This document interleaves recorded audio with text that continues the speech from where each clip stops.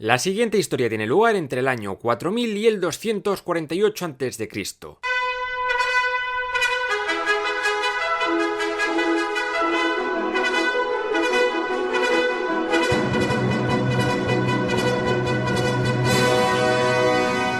Lo que ahora llamamos Irán fue conocido durante mucho tiempo y hasta hace relativamente poco como Persia. Muchos me habéis preguntado por qué no he hablado de la Persia antigua hasta ahora, principalmente porque apenas hay ilustraciones o vídeos de calidad sobre el tema y pensé que con la información repartida entre los episodios de Mesopotamia, Egipto, Grecia y Roma habría suficiente. Pero estaba equivocado y por las encuestas de Patreon veo que queréis que hable de Persia, así que aquí tenéis un pequeño resumen de las culturas que poblaron el antiguo Irán.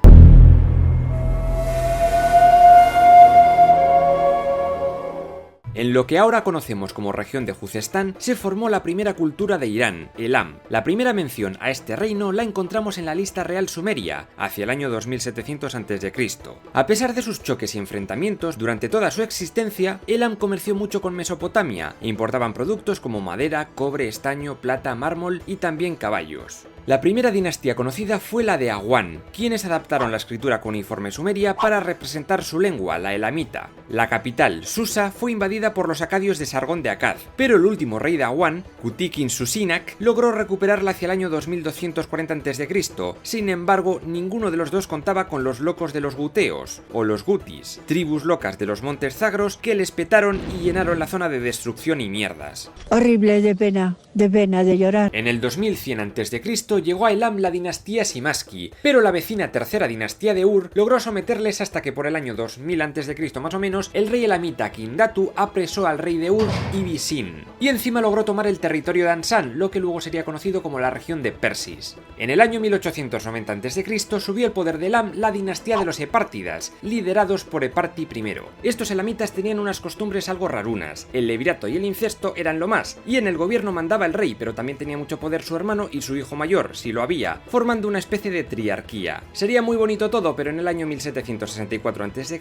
llegó el rey Hammurabi de Babilonia y otra vez Elam acabó derrotada. Tenía que pagar tributo a Babilonia, pero continuó siendo independiente. Sin embargo, tras el reinado de Kutir-Nahunte I, comienza un periodo de oscuridad donde no hay apenas datos. Esto va a ser bastante habitual en la zona, idos acostumbrando. Hacia el año 1265, Elam conoció un renacimiento alucinante de la mano de la dinastía Gejálquida y de su rey Untas-Napirisa. Aunque tenga nombre de cocainómano bielorruso, con él Susa se desarrolló cultural y artísticamente. Destacan zigurats y templos a sus dioses, Insusinak, Insikarab, Napirisa, Kiririsa, Pinigir, tenían muchos. Y también hizo una estatua a su esposa, la reina Napir-Asu, pero lo más importante llegó en el año 1205 con la llegada de la dinastía de los Sutrúquidas. Sutruk-Nahunte I lo petó a base de bien, no solo en el ámbito cultural, sino también en el de las conquistas, logrando unos botines de cagarse, como la estela del código de Hammurabi, y una estatua importantísima del dios babilonio Marduk, casi nada.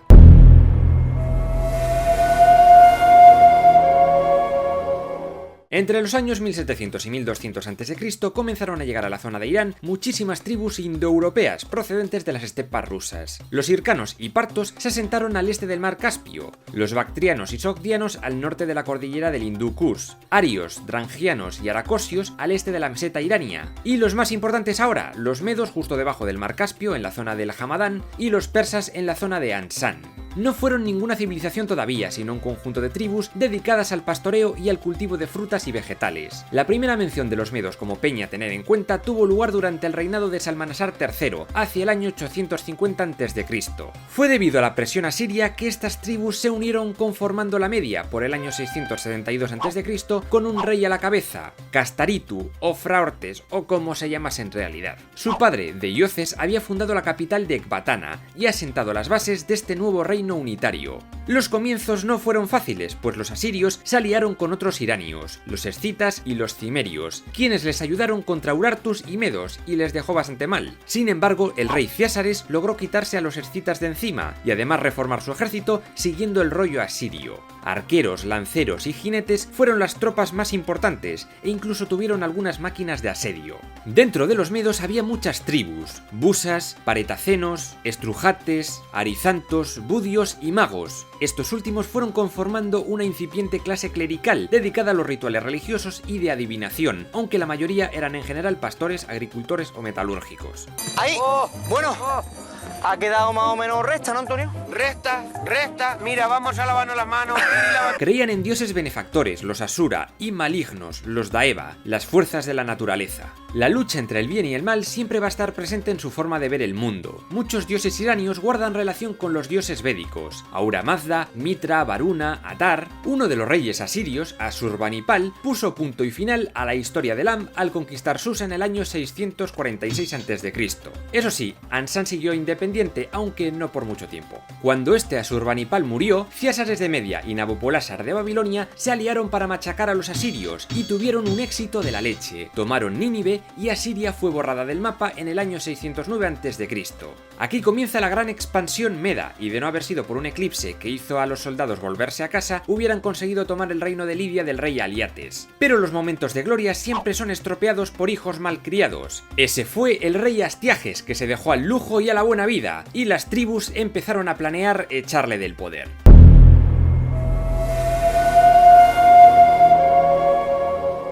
Como ya dije, una de las tribus iranias más poderosas era la de los persas, pero dentro de ella la hegemonía la tenía la familia de los aqueménidas, quienes gracias a la decadencia de Elam habían tomado el control de la zona de Ansán, que pasó a llamarse Pars, Fars o Persis, de ahí el nombre de Persia. De aquí surgió un puto amo llamado Ciro II el Grande, que logró aliarse con la gran mayoría de tribus iranias y echar al rey Medo para colocarse él en el trono. Hacia el año 530 a.C.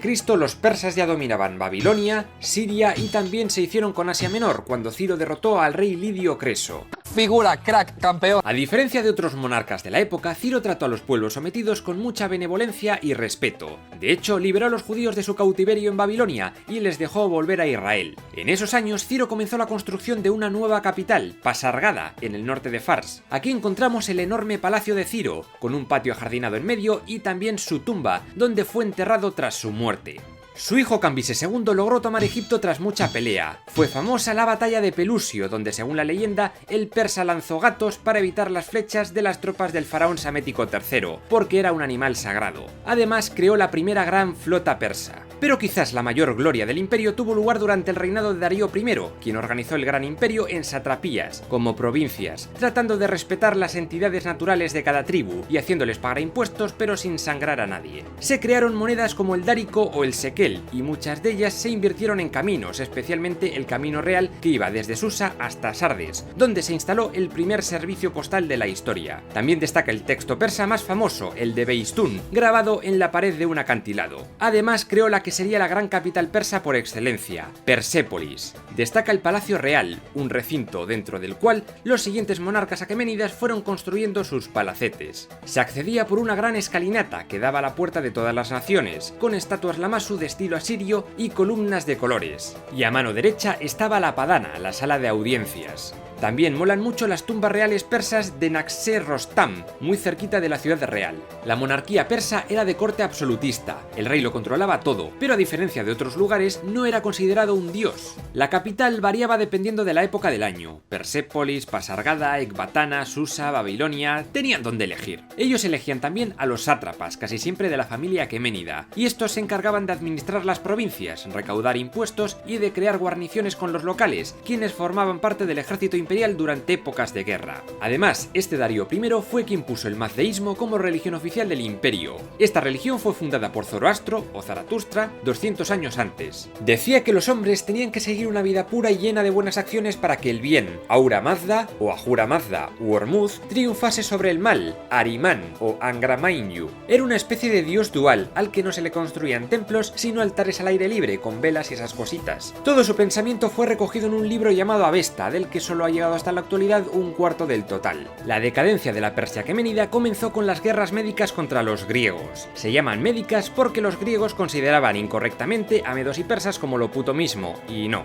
La derrota de Darío en la batalla de Maratón, el retraso de su hijo Jerjes en el paso de las Termópilas contra el espartano Leónidas I y su posterior derrota en las batallas de Salamina y de Platea puso punto y final a las aspiraciones persas de conquistar la Hélade. El imperio quedó en la mierda.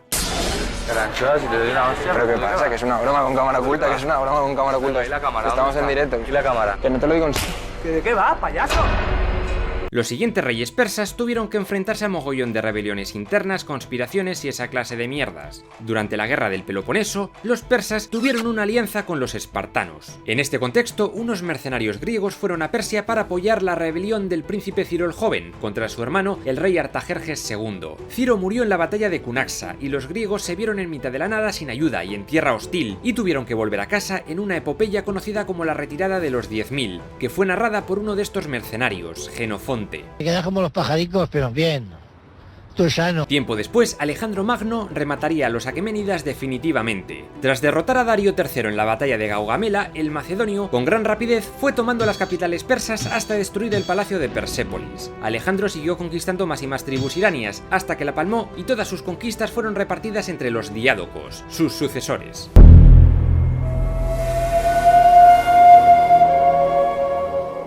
Durante los siguientes 2 siglos, la zona de Persia estuvo bajo el mando e influencia del Imperio Seleucida, uno de los varios estados helénicos fundados por los diádocos. Este en concreto fue fundado por Seleuco I Nicátor. Aunque es uno de mis periodos históricos favoritos, es un puto lío, y lo tenéis todo explicado en este otro vídeo. El dominio seleucida no duró mucho en algunas zonas de Persia. Hacia el 250 a.C., el sátrapa de Bactria, Diodoto, fundó el reino greco-bactriano, y poquito después fue el turno del sátrapa de Partia, Andrágoras. Pero a este rebelde le salieron rebeldes dentro de su territorio, la tribu de los Dajae, que eran autóctonos y dirigidos por Arsaces I, lograron echar a los griegos para crear el reino de Partia. La próxima semana continuaré con el último vídeo dedicado a la Persia antigua, y después Imperio Bizantino. Si queréis profundizar más en este tema, podéis hacerlo en mi libro Imperios y Espadazos, que desde hace unos días está disponible en audiolibro, para aprender historia sin que os canséis la vista. Y también os dejo abajo unos cuantos mapitas que pueden seros útiles.